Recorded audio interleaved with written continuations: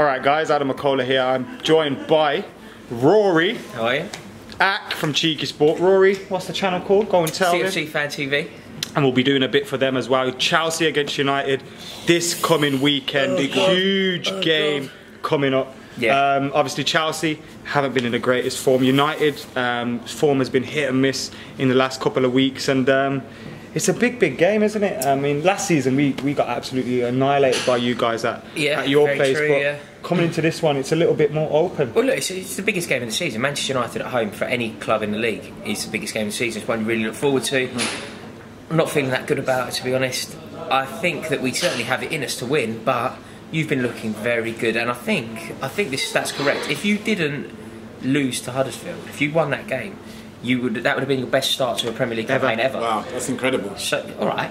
I didn't even know you were there. Ad-libs. Hey, don't worry. Ad-libs are back. I'm here, mate. I'm here. And look, I was going to actually say to Chelsea, well done, because it actually still makes you this match the two real giants of the Premier League. The two teams in the Premier League. How many times Chelsea won it?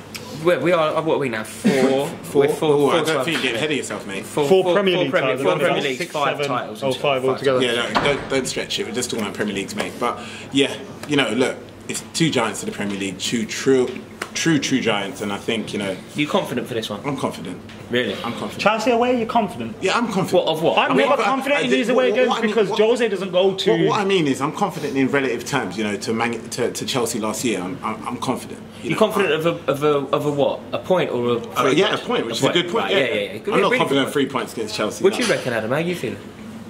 You see, like, I would like to say, you know what, when I watch Liverpool and I watch Chelsea and I watch Man City and they play other teams, I see things about them that I think, oh, we can get at them there. But then when we go to these sides, we don't play like we believe we can do anything. Matt, does that bother you though? Yes, it does. No, against Liverpool, it's a really good I'll point take a draw. I don't know why I'll take a draw at Liverpool. I didn't complain about the result. I complained about the performance. Yeah. There's two different things. At Anfield, you can play great, get a draw, you'll be happy.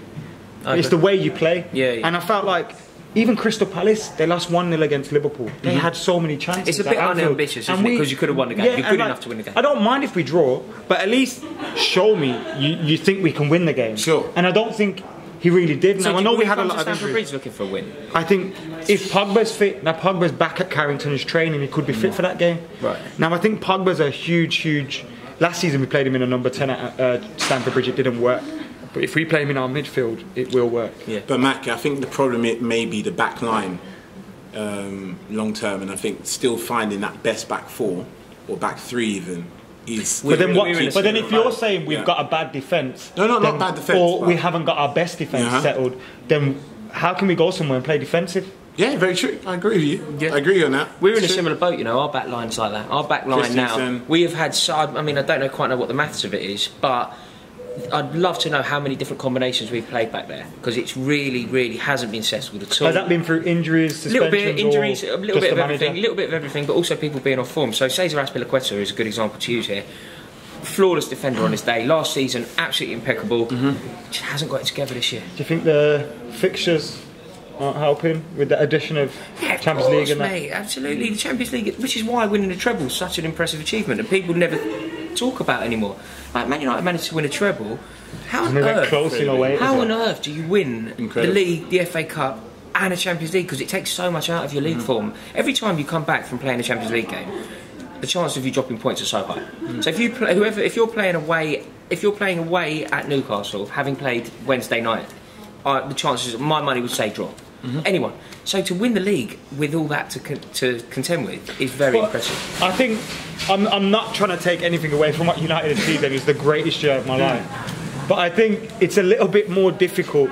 We've got an Arsenal fan showing me a sign of the Invincibles over there, but we'll ignore Arsenal fans. As usual. That's all they ever chime back to. But like back then, they used to say you could lose 6 games in a season and still win the league. And whereas now, it's gone to like you can't lose more than 2. Well, we feel like we're out of the title race. We feel like we're out of the title. I know that's not quite the way it is, but we feel like we're out of the title race in October. It's, you know, and last season everyone was writing you guys off. Rory, City won the first 10 games. Do you feel it's a bit of a mistake with you know, loaning out the likes, well, you know, Zuma, you know, the players that you feel you're going to need your youth policy, around is Christmas, that affecting you? Your Christmas period, because Zuma, to let him go on loan. Zuma had a horrific injury. Like, I think your point that you're making is probably correct. I think Zuma's a wrong example to use, because Zuma needs to go and play football for a season because he had the most horrific of injuries. Did you see it? Yeah, you know when your knee goes the wrong way. Like, and he wasn't going to play every game if he stayed at Chelsea. He wasn't going to play every game, and I think that's what he needs. I think when you've had an injury like that, you need a year's worth of football. You need to know that you can trust your knee, and you haven't got the luxury of doing that at Chelsea, testing things out, you know, like seeing if it's okay. And you play less games at Stoke. It's not a bad loan, but I think the point is correct. There are players, like we've gone into this campaign with 2 strikers. That is why I've written you guys up on the title. Scoring goals. Yeah. Why isn't Tammy Abraham scoring goals at Chelsea? I seen him the other day at the Liberty, and like he came on in the second half, and he was already class. And then I seen him after the game as well, and he was signing autographs for everyone. He didn't hide, and it was like these players are still new to everything. Yeah. And so when they're playing, like if they see 100 fans, they'll go sign anything for them. When they're playing, it's just like wow, I'm hungry. Like everything's hungry, and I think when you've got those players in your squad and in your ranks and fighting on the heels of Batshuayi or Morata, it's going to make them work harder. Do you know what as well? Do you know why it's so important? Because you know when you win the league, any club this is, when any club has won the league, it's about the striker who scores 30 goals a season or whatever. It's about him. But then it's about who else contributes. So the year that Chelsea won the league 2 years ago, it was because Diego Costa was a monster. Diego Costa scored so many goals and won us the league. But when he wasn't playing well, when he wasn't in the team for whatever reason, Loic Remy popped up. 8 goals a season, worth 15 points. You win the league. But do you feel the likes of Willian and Pedro has done well enough then this season? That means that Willian's having a terrible season. Willian is really getting a lot of stick. Do you think that could have been something to do with him linked with a move away? I don't quite know what happened with Willian. It doesn't make much sense. He gets a lot of Twitter hate, which doesn't. I think we all know. Twitter, you go to a stadium, you've got 30,000 fans singing his name. You go on Twitter, I mean, people are so abusive beyond what is acceptable. I know this is a little bit going away from the game on the weekend, but when we think of social media, like I thought this the other day, and then I thought, why am I being stupid? It can't have any impact. And I think this with Arsenal a lot, because they're the most example in terms of social media, but do we think the way fans react on social media has a negative effect on the players? Because I thought after that draw at Anfield, which wasn't a bad result, everyone at United went, oh my God, what the hell was that? I'd like to say no. Yeah, and then the whole team... It's funny that we're having this conversation sitting in Twitter. perfect place for this conversation. I'd like to think no, but the answer is probably yes. I'd like to think that the players don't pay any attention to anyone other than the manager and their teammates.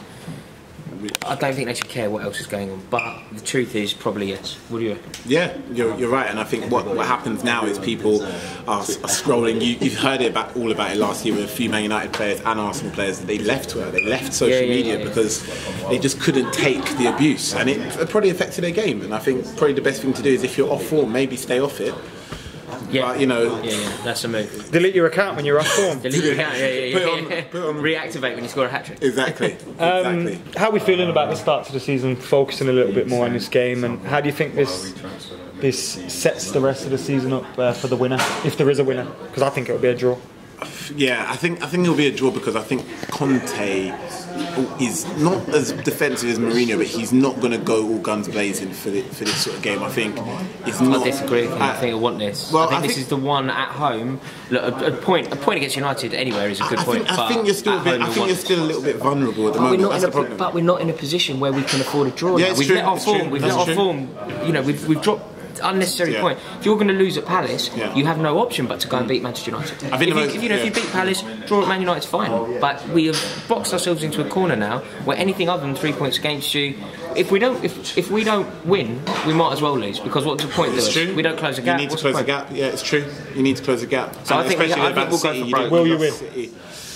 Yeah, of course. I have to say, of course. No, but on match day, going to the ground when you're outside. You never go into a game against Manchester United confident. You know, nobody does. In the whole of world football, nobody does. But if anyone can, it's a Chelsea fan, because even when we were terrible, even Gavin Peacock, you know. So if anybody can go in confident, it's a Chelsea fan, and I'll be that Chelsea fan for this. Gavin Peacock, I haven't thought about it. It's the year you won the cup. It's the year you beat us in the cup. You beat us in the 4-0. You beat us 4-0 in the cup. But that year, 94. we played you home and away, obviously. You beat us 5-0 once, didn't you? We beat. That was a treble-winning team. It was a team that they won the treble in. They won the treble in the May. In the October, Chelsea won 5-0. Jody Morris scored. Oh, Jody Morris. And Newcastle beat us 5-0 as well. Philippe Albert scored a chip. Yeah, but no, we've always had a very good record against Manchester United. I mean, going back to when I was a kid, when Manchester United were winning doubles. Do you remember this game? Were you there? I was at this game. So it's 3-3. Ranieri's first ever game. Jimmy Floyd Hasselbank scored. Remember that game? Yeah. I was at that one. It just sticks in my head. A game against Chelsea, which I thought was a classic. Is it going to be a classic? No. What's the score going to be? Classic. It'll be very tight. No chance. There'll be one goal in it, and it will go Chelsea's way. 2-1. I'm going to go with 1-1. But if someone does nick it, it'll be Man United. I'm going to go 1-1 as well, or 2-2, because I don't think we're going to set up to win and we're going to end up drawing. Guys, tell them where to subscribe and all that. Subscribe at Cheeky Sport and everything. Yeah, no leaves, just at Cheeky Sport and everything. I'm at CFC FANTV. Cheers. And also, me and Cheek Sport are doing a channel called Love This Game, gaming channel. Don't forget that. The link's in the description below. Subscribe, get your comments in below. What's your score prediction for the game against Chelsea? What are your thoughts ahead of the game? It's a huge game for both teams. Who will come out on top? I've been AdamMcKola. They've been legends. Cheeky Sport Keem. All right, I didn't ask you. I want to say anyway. I didn't want any ad libs. Yeah, I'm just saying anyway. We're out of here.